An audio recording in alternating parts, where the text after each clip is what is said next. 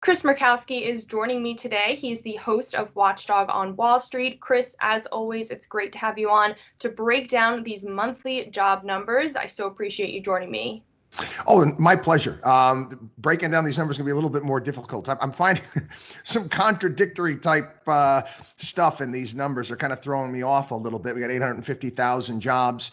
But again, we also had an unemployment rate that went to 5.9%, which is interesting. And the odd thing about it is that the participation rate stayed the same. So I find it kind of fascinating what's going on with these numbers. Yeah, well, let's talk a little bit more about them because I was a bit confused too, as you just pointed out, that the unemployment rate went actually up. We were expecting 5.7%. It's at 5.9%, but we also exceeded expectations. Economists were expecting 700,000 jobs. Like you pointed out, we had 850,000 jobs. So Mm-hmm. what's going on here? And also that the household survey didn't really do much of anything at all as well. So it is a bit, again, you look at these numbers, you're kind of thrown off to some degree. Now, we all know that certain states out there have gotten rid of their extended unemployment where people are going to have no choice but have to go back to work because of that. And I think that most certainly has helped out in regards to getting people back and improvement in the numbers. The odd thing, again, you're taking a look at a participation number that has remained the same.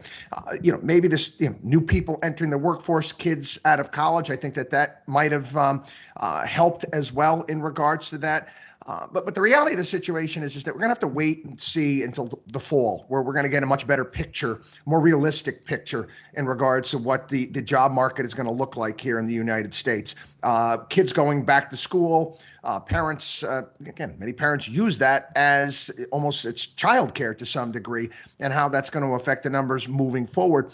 You couple that with the fact to say that, is the labor market changing? Has it shifted to some degree? Is it different than it was before? People having to train for new jobs, more telecommuting. What all of this is going to basically come out in the wash this fall. Something that I also thought was interesting is the CNN article points out that many who are looking for work are holding out for companies to raise pay and benefits, and some are able to be picky because of special pandemic unemployment benefits Mhm. that will expire nationwide in September. So, two things I want to talk about here is from the employer's perspective, what do you think they should be thinking? And would they read this that, some of their potential employees are actually holding out for them to, increase Mhm. the pay or increase benefits to make it more competitive? Well, when you have the president of the United States come out and whisper into a microphone, telling, raise your wages, pay more. This is a guy that's never run a business in his entire life. So, with all due respect to the president, you know what? Just don't get yourself involved because you don't know. Businesses are going to pay people what they can afford to pay them. It's just that simple. In particular, small businesses, you can't go paying people more than what they're worth. You have various different numbers that you meet. You have to pay taxes. You have to pay rent. You have all of these different things. Jobs will be eliminated, and we're seeing that across the country. How many more self-checkout lines have you seen pop up in various different stores over the past several years? Well, there comes a point in time where you're going to demand X amount of dollars to do a certain type of work, and business owners are going to say, I can't afford that. I'm going to pay the robot to do it. Okay, I'm going to buy the robot, not pay the robot. But that's in essence what's going to happen. There is a push and shove, and it's a great time to go looking for work right now. And you can work in various different benefits, maybe a little bit more flexibility when it comes to hours. But when push comes to shove, business eventually has to make money. And then also the second part of this is the fact that, some people, as this article points out, are actually waiting because of this special, pandemic unemployment benefits that in some states, mostly Democrat states, are being continued through September. Is there potential for those unemployment benefits to be extended even further as more people think, hey, well, maybe if I wait a little bit longer, maybe the government will throw me a bone. Maybe they'll, continue these unemployment benefits. I mean, where do you draw the line with actually getting people back to work? Yeah, it depends. I mean, you make a good point right there. Whether or not the media is going to ramp up the panic porn in regards to the Delta variant and scare people to a greater degree.